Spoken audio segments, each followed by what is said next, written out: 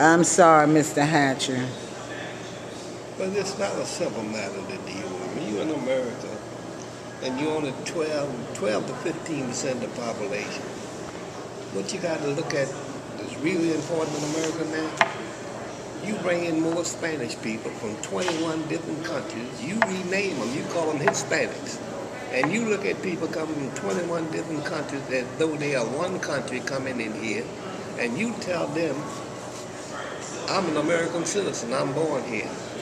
How many of my people can I look back that was American citizens that served in the military, done whatever had to be done under persecution, and now you bring somebody into America and you tell them they're more important than me? And they advertise, we outnumber blacks in America. You don't outnumber blacks, you're in the country illegal. Now, you're in the country illegal and nothing being done about it. How so? How so? I said the guy all day was the fact that there was almost as many blacks in jail as in college. That's right. The guy telling me, no, that's not so. Blah, blah, blah, blah. I said, well, that's the last I heard that I'm talking. Maybe it's over now. But if it's over, those guys in prison now serve how much of their time? So you give me 40 years. I'm 40 years old. I ain't gonna never get out of jail, huh? Probably now not. Tell me I got to serve 85% of my time before you let me out. Well, you done gave me a sentence for that's not fair. We know that if you're dealing crack cocaine, it's one sentence. If you're dealing heroin, it's another sentence. And the sentence for dealing with heroin that mostly deal with white folks is not the time. The time is not given them that is given a black fool with crack cocaine. That's right. So where we come from, give you 40 years for crack cocaine and deal with heroin, you only get 5 years. Look, did you see the news last night where they're talking about the use of heroin is up? Increasing. By 100%. Now, even the counties have caught up with the city of Richmond. I think we had something like 2,200 overdoses of heroin in the city of Richmond this year. And between this year and last year this time, we had 9 deaths from heroin. But the counties have way exceeded what the city of Richmond has done. That means the counties are off the hook. They are shooting and snorting and doing everything they can. But you're talking about now, the county have a very bad racial problem. Mm-hmm. Right? But blacks in the county live in one area of the county pretty much so. They're not all up in the west end. There might be a few, but they're not all up in the white end of the county. Now, we talking about going out 20 miles out the city in the Record County. So when you look at what's going on and how is it dealt with, you tell me whites don't use drugs? You got a large population of black in the prison for drugs, but you don't have that large number of whites in the prison for drugs. But now when we go out into the Midwest and all places, all states in the United States, we see the white population off the hook. They use them drugs, and that drugs making monkeys out of them. You see the features of the body change, and then sores all over and all kinds of stuff going on. So they know what this, but then why is this stuff being allowed to come into America? Who bringing it in? Who okaying it? So there's a lot to it, and they ain't gonna go away tomorrow today because most of us don't even address it. We look the other way. How can you keep looking the other way and something's affecting your people? And that crack cocaine is a rough thing. That stuff is something else. And for them, it's the meth. About me being a substance abuse counselor, that is really... Well, they come up with different drugs every day. Every day. And the law in some places cannot do anything to them because the law can't deal with the drugs they don't know nothing about. They can't declare the drug to be illegal because they don't know nothing about it. So what are they mixing the drugs up? How are they mixing them up? There's a lot to it. Whole lot to it. So what do you suggest we do?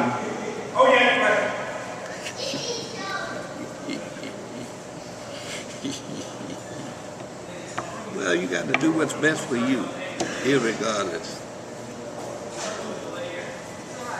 You bringing that soda to her? You want more? You got it. No, I'm just kidding you. Thank you, Lauren. You can raise that off there, my big mouth soda. Okay.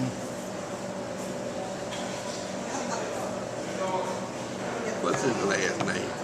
I don't know. I got it in my phone book. I don't know it right off. So it's a lot to it. Is it being dealt with fairly? We know that if a man don't have a job and he wants drugs, he got to steal. He gonna steal or he gonna try to get some own credit. He can't pay it and then he gonna get killed. Because in the black race, you go out there and deal with the drug man, don't pay him, he kill you. But you a don't hear dead that man, Mr. Hatcher can't pay. Wouldn't it be better to let him live and No, because he ain't gonna get off drugs, so he gonna create more and more problems. And then again, you get my drugs and don't pay me, somebody else wanna come to me and do the same thing. So now when I kill you, the guy gonna say, well, don't go play with him. You need drugs, don't go to him.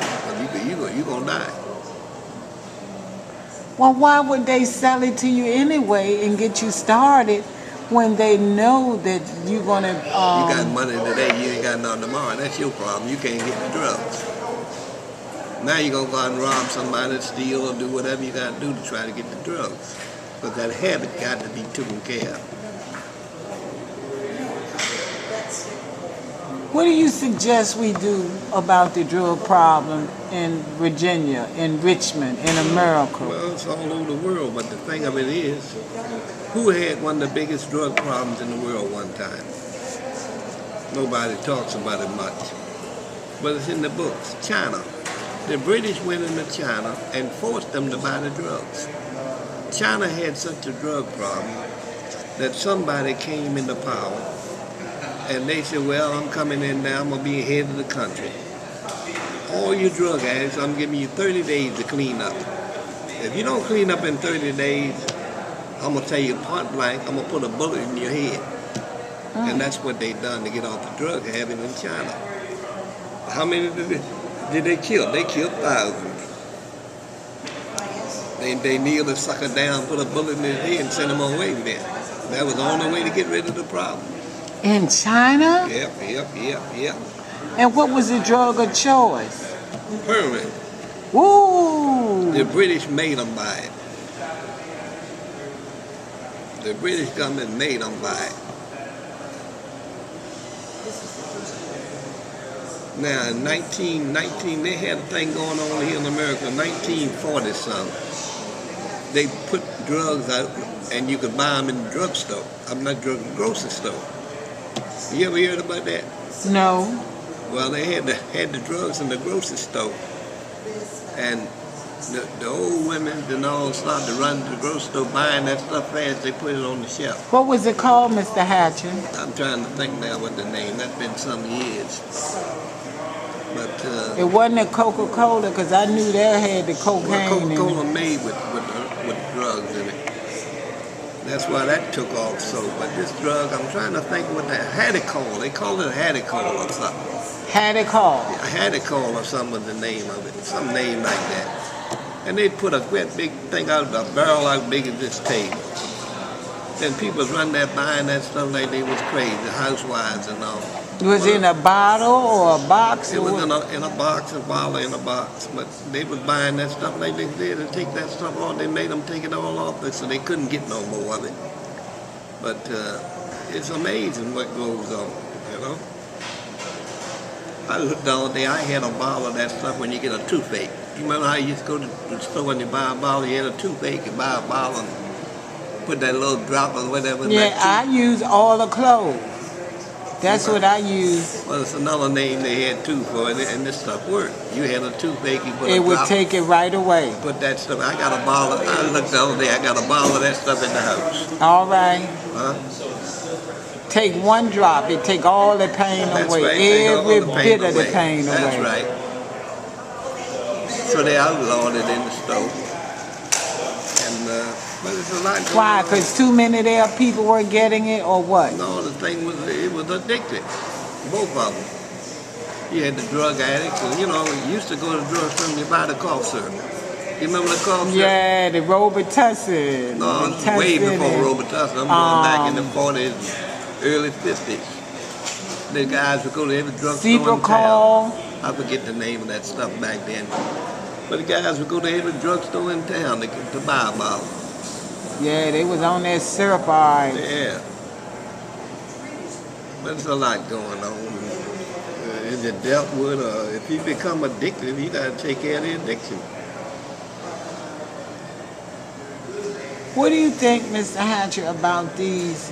Now, I call them the killers, the malt loggers, the Coke 45, the Steel Reserve, the 911, the 211. All of these malt loggers are highly addictive.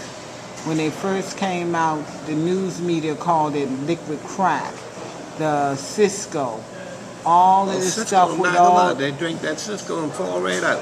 Look, They just fall that out. Ooh. is so addictive, and you do not find it in the Caucasian neighborhoods. That's right. It ain't You sold in the only white find neighborhood, it in the black poor neighborhood. and the black neighborhoods. That's right. Now I say this to you: why in the hell is it being allowed to be pumped like water through the poor communities, knowing the devastation that it is doing, and not allowed to go in the other communities? But you got to understand that if I make this available to blacks, you ain't coming to my neighborhood as a black. You're going to go down to the black neighborhood and you buy it. You're going to stay in the black neighborhood. You're going to do crime to your black neighbor. You ain't coming out in the white. What's right here in Richmond? They don't want the buses to run in the white neighborhoods. That's right. What they tell you? What do whites tell you? Don't want you in my neighborhood. You ain't gonna be in here stealing. You can't get in here. You go out in the county talking about stealing, you gonna get locked up. The rules are different, everything is different.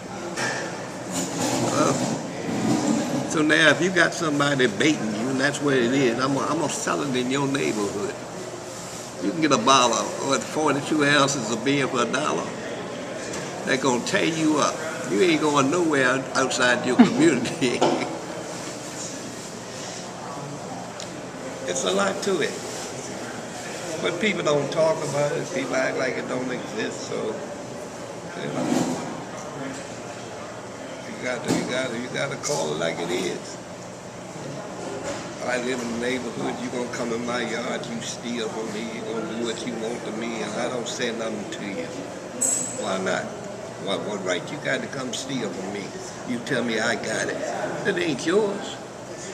So you gonna steal something from me, go sell to somebody for $2, and I gotta go, if I need that item, I gotta go buy another one. Who I'm working for? How is I ever gonna have anything?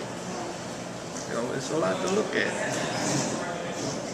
Mr. Hatcher, in between thoughts, tell me about your problem with the dogs, with the pit bulls you've been fighting for years. Well, those dogs are dangerous. If you got pit bulls and you don't tie your pit bull up, you don't have a fence to keep them in the yard, you teach your dog to be mean, and hey, you living in a neighborhood, you can't walk down the street because somebody got 4 or 5. What you need with 5 pit bulls in your yard?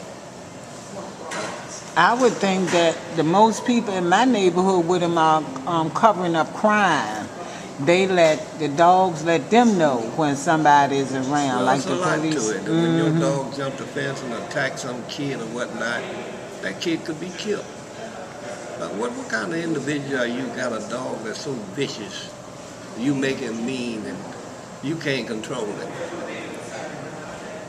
And you call the city of Richmond. The city of Richmond don't carry, the dog wardens don't carry guns now.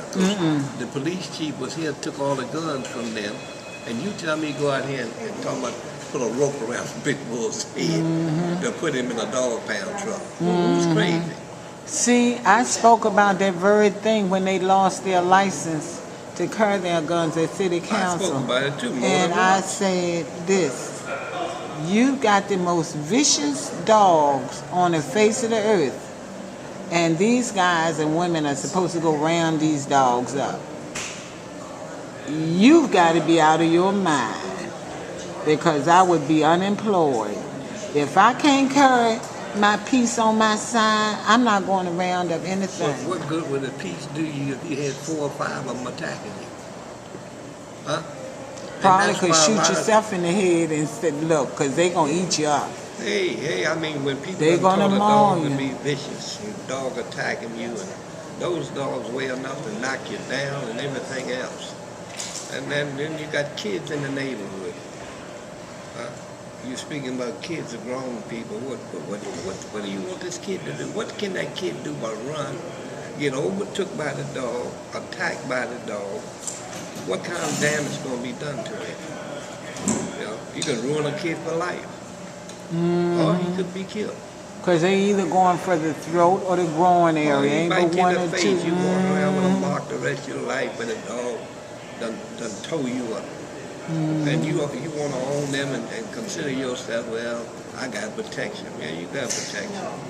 Shoot the damn dog for him too.